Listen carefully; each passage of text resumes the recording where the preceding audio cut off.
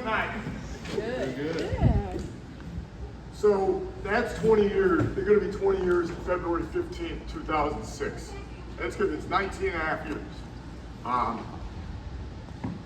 When I was 3 years old, I was diagnosed with autism. Doctor said I wouldn't walk. Doctor said I wouldn't talk. Doctor said I wouldn't be able to put on a pair of shorts or a shirt. I'm doing all three, aren't I? So fast forward through my lost childhood before I was saved. I played every sport my brother did in the neighborhood: football, basketball, baseball, hide and go seek,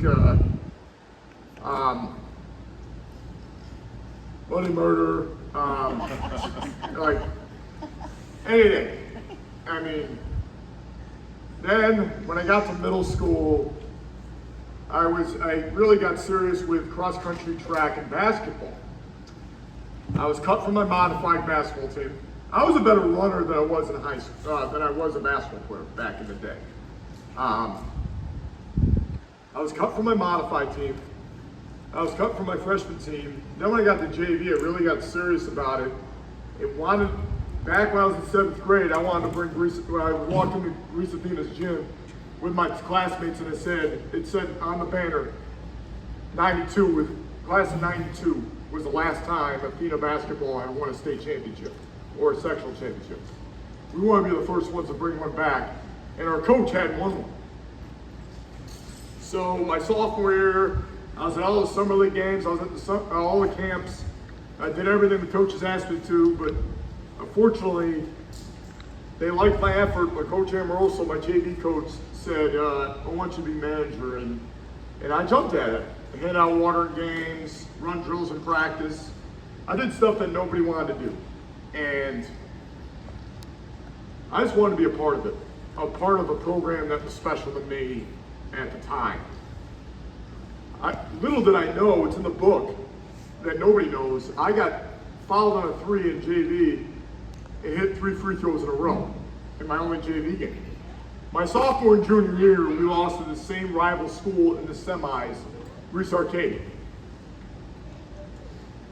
Devastation. The naysayers said that Greece Athena will never win a sectional championship, never make a state run, not mentally tough enough to play in the Blue Cross Arena, all that. Coach Johnson should be fired. I mean, all the naysayers. My senior year came, the same thing happened. I got cut again, but offered manager. But coach said in the preseason meetings, we want to suit you up for senior night as your gift and all the dedication to the program. My response back to I just want to win a championship so bad, more than anything in the world. Yeah, my senior year, it was a magical year, but it started out very rocky. We started out 500. There was chemistry strife, parent strife. We were 500 at Christmas time. It's in the book, The Game of My Life. And at Christmas time, we barely beat a not very good Lockport team, and then we had to play the number 2 team in the state at the time in Fairport. And we go into that shoot-around of the Christmas tournament championship game, and coach has us in a circle of communication meeting in the middle of the court, and he says, I don't want to go tonight. And we're like, what? What coach says this? Unless you can play harder, play tougher, play as a team, we'll lose by 100. We ended up only losing by 2, but that turned our season around. We won 9 of the last 10 games. Senior night came 2 days before I get my uniform, and we start 7 seniors. We start 5 seniors out of 7 that we had on our team. One of our seniors decided to volunteer his time out of the lineup to come off the bench for a senior that hadn't started a game. And the morning of that day did not start well for us. That senior that was supposed to start his first ever varsity game sprains his ankle in phys ed class. And the senior that volunteered himself out of the lineup had to go back in, but he decides to wear that senior that sprained his ankle's jersey to play that night. That's when I knew we were a team of destiny. And 4 minutes to go, we're up by 20. We're tied for first place for our league. Tied for first place in our league. I go in, popsicle sticks on my face up in the 6th man, who was our fan bus all year. Everybody's going nuts as I sub in. I stood at the table for about at least 10 seconds. I didn't know who I was going in for. And airballed my first shot and missed 2 layups. Then I hit my first 3 with a foot on the line. Take away 1, that's a 2. Everyone went nuts, like I hit a buzzer beater in the national championship. Then I hit 3 more in a row, 3 threes in a row, and then this one I hit 3 more in a row. I hit 6 threes in 4 minutes, total 20 points. The whole school was so happy for me, they came out and carried me off like Rudy. But I walked in the locker room and said, we haven't accomplished anything yet. Again, God had plans for our team that year. We were a team of destiny. 3 weeks later, we win Coach Johnson's first sectional championship at the buzzer by Steve Kerr from Greece Athena, not Golden State. After that, the game was shown of my senior night on CNN, ESPN, ABC, Oprah Winfrey, in Japan, London, Spain, Italy, Inside Edition. Like, we had a whole sectional postseason run was like Super Bowl week. We had a media outlet in every one of our practices, and Coach had to kick the media out of practice midweek through every postseason game because it was like a distraction. We had to handle all that as a team to win, to accomplish what we were out to do. And we finally did it. We got Coach's first title after 25 years of coaching. 3 weeks later. After that year was a magical year, never dreamed of it. I got to meet President George Bush when he came to Rochester. I was at the NCAA Final Four in 2006. I saw the Florida Gators winning with Joe Kimnoa, Billy Donovan, Al Horford, Corey Brewer, Lee Humphrey, and that big baby Glenn Davis. I was on the CBS pregame show with J.J. Redick, Adam Morrison. Saw the George Masons run to the Final Four as an 11th seed with Jim Larinaga. Got to be with Jim Nance, Greg Gumbel, Seth Davis. I was on the whole pregame show with them. And I also was a miracle upset over Kobe Bryant. I was nominated for the best sports moment. And Kobe Bryant's 81-point game, I ended up winning it over that. And I call it a miracle upset because he was my boy idol growing up. But the Bible is against ideology. I was a lost Catholic. And I got to be around Magic Johnson, Reggie Bush, Matt Leinart, Billy Donovan, Chris Fowler, Vince Young, Dakota Dowd, who was the 13-year-old golfer I was nominated with at the ESPYs. She was a 13-year-old golfer that came in the top 10 in an LPGA Tour event with her mom had bone testicular cancer. Ben Roethlisberger, Jerome Bettis. I've spoken 120 times. This is 120 times in 19 years. Dreams do come true. I coached at Athena for 17 years, 18 years. I coached basketball, soccer, baseball. I've been a part of 11 championship teams as a longtime assistant coach, 10 as an assistant coach, 1 as a player.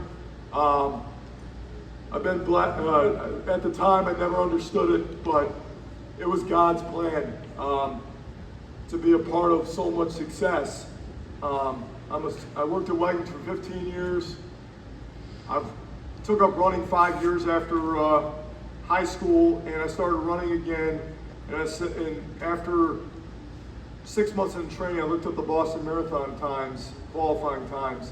I said I'm going to go for that too. First Rochester Marathon, I did 3 hours and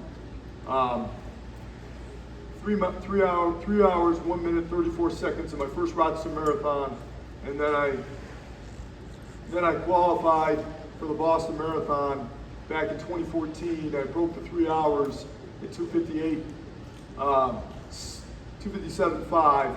I've run 5 Boston marathons, 18 marathons, 7 ultra marathons. I did one, my last one was a 50K in this past May. And I'm now a school bus attendant at Greece Central School District.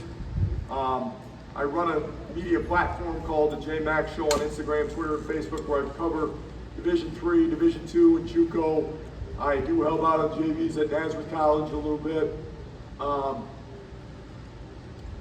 But none of those accomplishments I have come to a life decision I had to make back in 2020 during COVID when everything was shut down. And I was a sub-teacher aide then, I was coaching then, and everything was taken away, and I had to go back to my part-time job at Wegmans for a while, and I was lost for a while. Became a landscaper at Cut and Trim Lawn Service.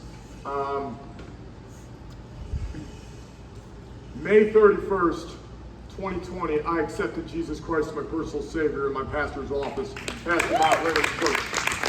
And that was the best decision I ever made in my life. And the Bible verses I live by is, we walk by faith, not by sight. We do things decently in order. In 1 Corinthians 15, rejoice evermore, pray without ceasing. Ephesians 5:18 says, be not drunk with wine, wherein access be fulfilled with spirit. John 14:1 says, let not your heart be troubled, you believe in God, also believe in me. The harder you work, the luckier you get. Success is not an accident, success is actually a choice. Also, you also got to do things with charity for others, okay? Life lessons I've learned through playing sports is your hard work, working with a group of people, being the best teammate you can be, being the most mentally tough you can be. Because as a society now, the young people need to be mentally tougher. You need to learn to not let mistakes in life or in sports bother you that much. It hurts your teammates on the next play. It hurts you on the second play, then and you wonder why you get taken out of a game. You live present, you play present. And in Romans 12:12 talks about prayer. The power of prayer is a beautiful thing. If you pray before every meal, you pray before every game, you pray before every time you get up out of bed in the morning. The power of prayer is a beautiful thing, and it can take you many places. The best decision of your life is accepting Jesus Christ as your personal Savior. God has blessed a lot on me. You have to be grateful and give God the glory through success and failure. People who try and fail are more superior to people who don't try at all. Because you need, in order to succeed, you have to fail. And like any young teenagers, 16, 17-year-olds have different minds than a 40-year-old. Because they just haven't fully matured and their brains haven't fully developed. But you have to realize next play mentality, next assignment mentality. Enjoy every day in your life you can get. For how long you have that God has you on this earth. Because I learned that perspective 4 years ago when I was on an electric bike and I ran into a car on the road where I was, in an intersection where I wasn't supposed to be. And the doctor said I wouldn't be able to do all the things I did before. I've run 250K since then. I'm still standing here. I broke 9 ribs, a broken clavicle, a punctured lung, and at the time, it was God saying, you need to slow down a little bit and cherish every moment you have in your life. Serve others. God teaches you to serve others on a daily basis with charity. Positive thoughts bring positive results. You choose your own happiness. You choose your own work. You choose your own job. You choose what you want to do on a daily basis. Control the controllables. And you control your own business in life, not others. It's like you're always on stage in social media, in the community, for young people while you're in school. You're always on stage. And also, what are you selling to the other people in your life on a daily basis? You're going to have struggles. The Bible talks about long suffering. Long suffering means you could go down a dark path, but God is holding you accountable to get back on track. If you don't dream it, you can't become it. Write down your own goals in your life. In your top 10 goals in your life, or in another way, write down your stretch goals, your long-term goals, your biggest dreams at the top, your long-term goals, your stretch goals, and your short-term goals. And put both those sheets on your bedroom wall or in your office to make sure that's your purpose.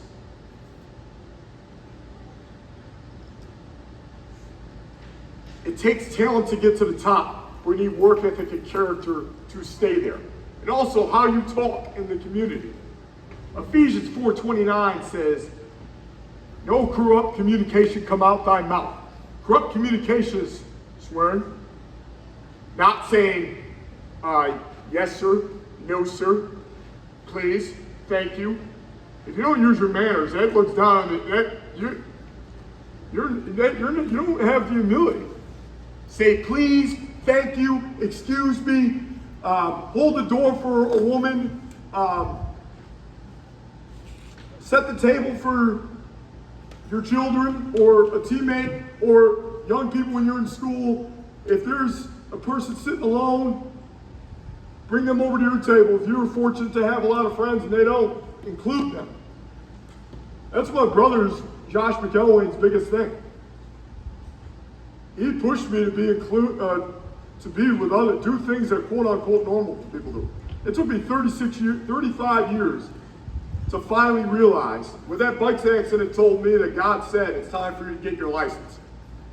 Last March, I got my driver's license.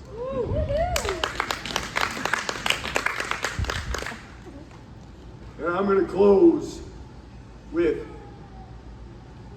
a few other verses. John 3:3 says, verily, verily, I say unto you, we were a begotten son. And we walk by faith, not by sight. Rejoice in evermore. Or Philippians 4:13, which a lot of you know this verse. You can do all things with strength through Christ.